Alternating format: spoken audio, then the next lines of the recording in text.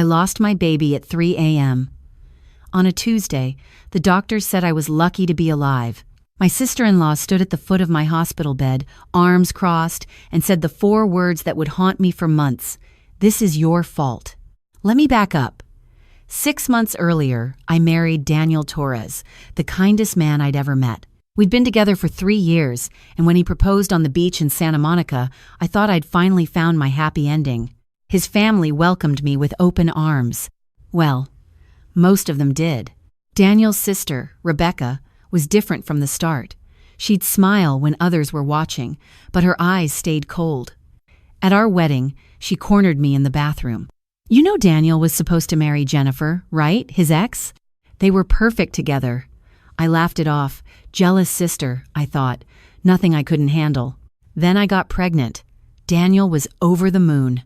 We started planning the nursery, picking out names. Rebecca's visits became more frequent. She'd show up unannounced, always when Daniel was at work.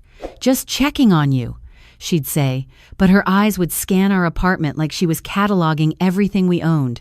The night it happened, I woke to the sound of shattering glass downstairs. I was 7 months pregnant, and Daniel was away on a business trip. My first instinct was to call 911, but then I heard footsteps. Someone was in my house. I grabbed my phone and hid in the closet, my heart pounding so hard I thought it might burst. The footsteps came closer. The bedroom door creaked open. I held my breath, one hand on my belly, the other clutching my phone. The closet door flew open. Rebecca stood there, her face twisted with rage. Get out here. Rebecca? What are you doing? How did you... I said, get out. She grabbed my arm and yanked me to my feet. Pain shot through my shoulder. We need to talk about Daniel's will. What? It's 3 a.m. You broke into my house. She slapped me. Hard.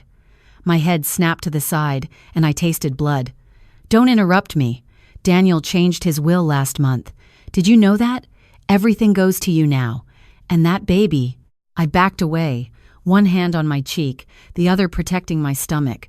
Rebecca, you need to leave. Now. I need to leave? She laughed, a sharp, brittle sound. This should have been my house, my money. Do you know how much our father left Daniel? $12 million. $12 million. And he gets it all because he's the precious son. I got a trust fund that barely covers my rent. That's not my fault. Everything was fine until you showed up. Her voice rose to a scream.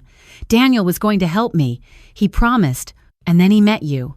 And suddenly, it's all, we need to save for the baby, and Rebecca, you need to learn to budget. She moved toward me, and I stumbled backward, my hip hitting the dresser. Rebecca, please, think about the baby. That's all I am thinking about. Her voice dropped to a whisper, which somehow made it worse. That baby gets everything. But what if there was no baby? The fear that shot through me was primal. I ran. 7 months pregnant, I ran for the stairs, for the front door, for safety. I made it 3 steps down before she caught me. Her hands shoved my back. I remember the sensation of falling, of trying to grab the railing and missing. I remember the impact, again and again, as I tumbled down 14 stairs. I remember the sharp, tearing pain in my abdomen. And then I remember nothing. I woke up in the hospital. The baby was gone. Daniel was beside me, his face wet with tears, and Rebecca was at the foot of my bed, dry-eyed and calm, telling the doctor it was an accident. She tripped. I tried to catch her, but she was moving too fast. So tragic. The doctor looked skeptical but said nothing.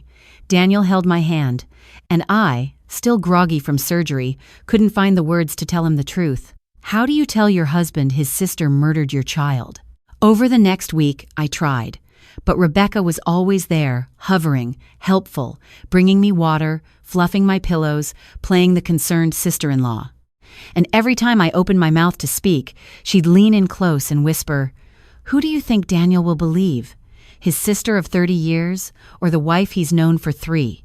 She was right to be confident. The first time I told Daniel what really happened, he looked at me like I'd lost my mind. "Sweetheart, you're traumatized. Rebecca was trying to help you that night. She called the ambulance. After she pushed me, you fell.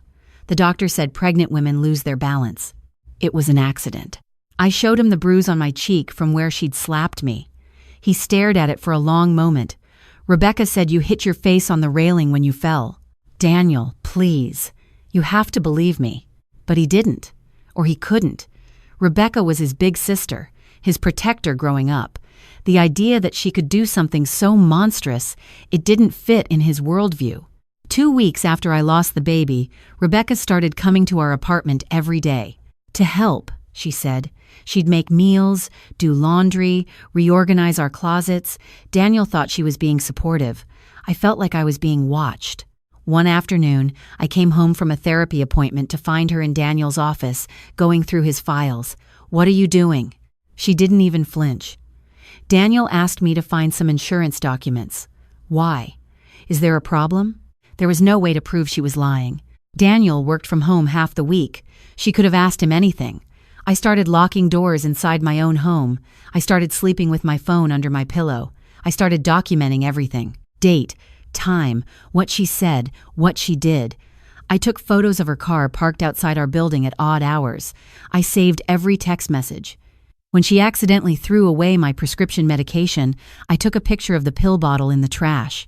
When she told Daniel I'd been acting paranoid and suggested I needed psychiatric help, I recorded the conversation. But it wasn't enough. Daniel loved his sister. He trusted her. And I was the outsider, the one who'd lost a baby and maybe, he started to think, lost her grip on reality too. Then Daniel got sick. It started small. Headaches, fatigue. He'd always been healthy, ran marathons, never even got colds. But suddenly he couldn't get out of bed some mornings. His doctor ran tests. Nothing conclusive. Probably stress, they said. Understandable given what we'd been through. Rebecca insisted on helping. She'd bring him meals, special smoothies she made, packed with vitamins, she'd say. Daniel would drink them gratefully, and he'd get worse. I started to suspect. It sounds crazy, paranoid, exactly what Rebecca wanted everyone to think I was, but I couldn't shake it. I took one of the smoothies to a lab, paid out of pocket, didn't tell anyone. The results came back positive for oleander extract. Poison. I confronted her when Daniel was sleeping. "I know what you're doing." She smiled. "What am I doing, Sarah?" "Poisoning him." "I had the smoothie tested." "Did you?" "And did you tell Daniel?" "Not yet." "You won't." She leaned against the kitchen counter, completely relaxed. "Because you have no proof it was me. You could have put the poison in yourself. That's what everyone will think. The grieving mother who lost her baby, who's been acting unstable, who's obsessed with blaming me for her accident. And now she's poisoning her own husband to frame me. Why are you doing this?" "I told you, the money. Daniel's worth $15 million now. Our father's inheritance plus his tech company stock. When Daniel dies, you inherit everything. And when you go to prison for killing him, it all comes to me as next of kin. You're insane." "I'm practical." She checked her watch. "I should go. Daniel needs his evening smoothie. Don't worry, this one's clean. I'm not a monster. I'm spacing them out, making it look like natural illness. It'll take months. You'll have plenty of time to watch him die and know you can't do anything about it." She left, and I stood in my kitchen, shaking, knowing she was right. I had no proof. The lab report showed poison in a smoothie, but not who put it there. If I went to the police, I'd sound insane. Daniel would never believe me. I needed help. Real help. I called my college roommate, Jennifer Chen. She was a lawyer now, worked at a big firm downtown.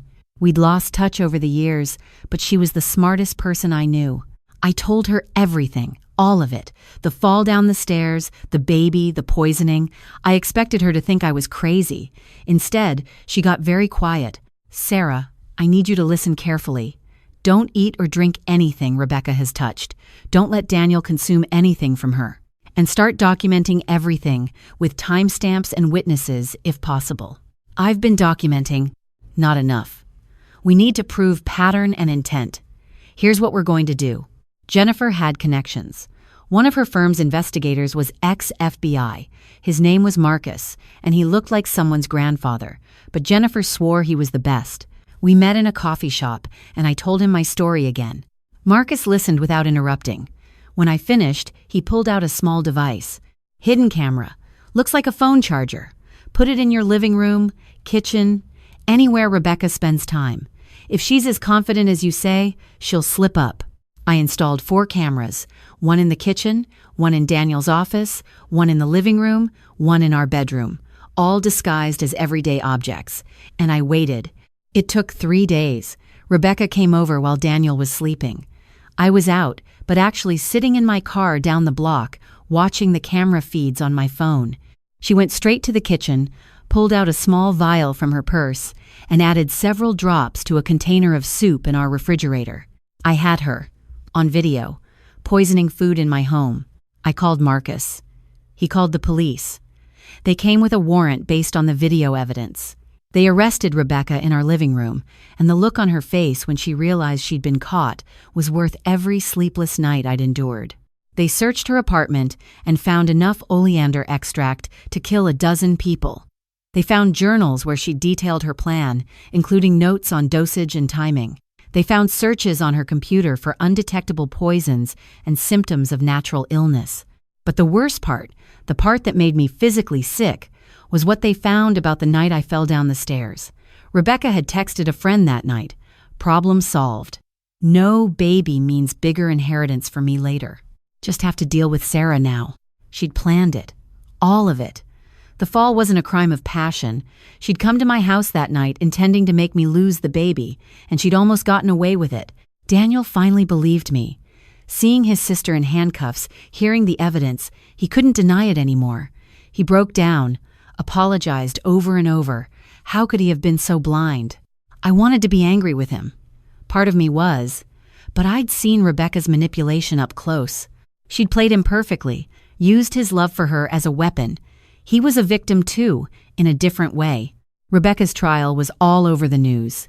Tech Air's sister accused of murder plot, the headlines screamed.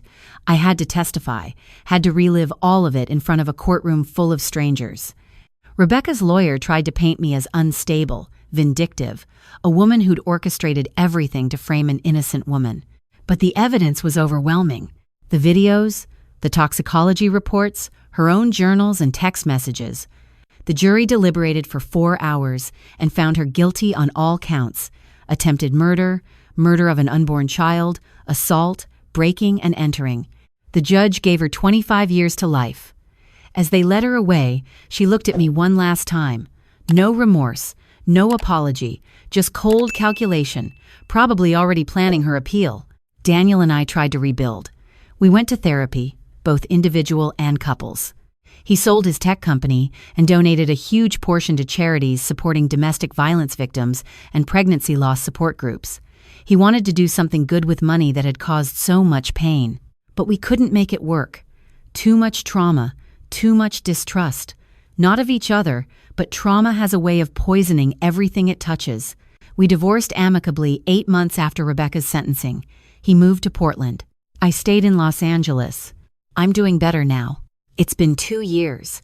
I volunteer at a women's shelter, helping other survivors document abuse and navigate the legal system. I share my story because I know what it's like to not be believed, to sound crazy when you're telling the truth. I started dating again recently. His name is Michael. He's patient, kind, and when I told him my story on our 3rd date, ready for him to run, he just held my hand and said, "Thank you for trusting me with that. I'm not ready to think about marriage again. Maybe someday." But I learned something through all of this. Trust your instincts. If something feels wrong, it probably is.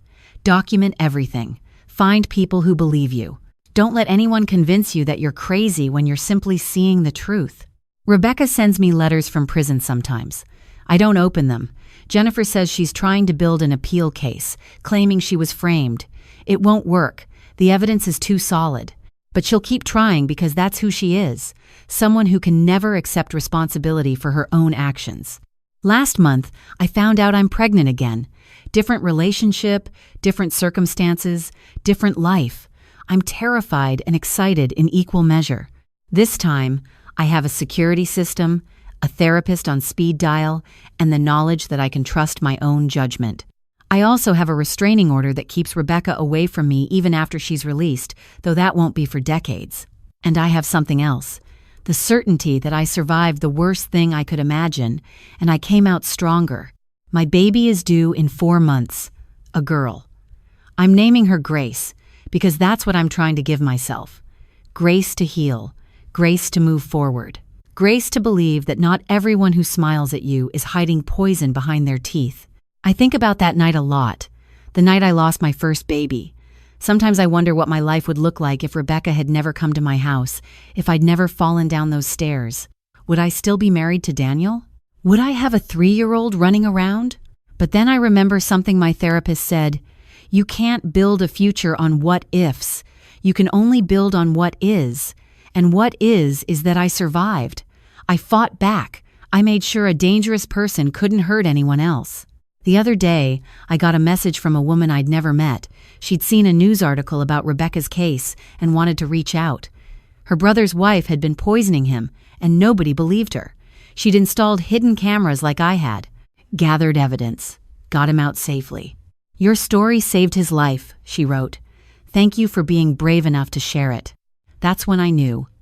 This nightmare I lived through, it wasn't for nothing.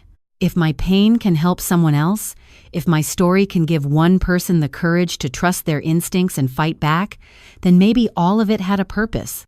I still have hard days. Days when I can't get out of bed, when the memories are too heavy. But I also have good days now. Days when I laugh, when I feel the baby kick, when I remember that I'm not defined by what was done to me. I'm defined by how I survived it. Rebecca took my first child. She tried to take my husband, my sanity, my life, but she didn't succeed. I'm still here. I'm still fighting. And every day I wake up and choose to live fully is a day I win. That's my story. It's not a pretty one. It doesn't have a fairy tale ending where everything is perfect and healed, but it's real, and it's mine. And I'm finally okay with that. If you're reading this and you recognize yourself in my story, if someone in your life is making you question your own reality, please listen to that voice inside you that says something's wrong. You're not crazy. You're not paranoid. You're seeing the truth. And that truth deserves to be heard. Document everything. Find allies. Trust yourself. And know that you're stronger than you think. Even when they push you down the stairs, you can get back up.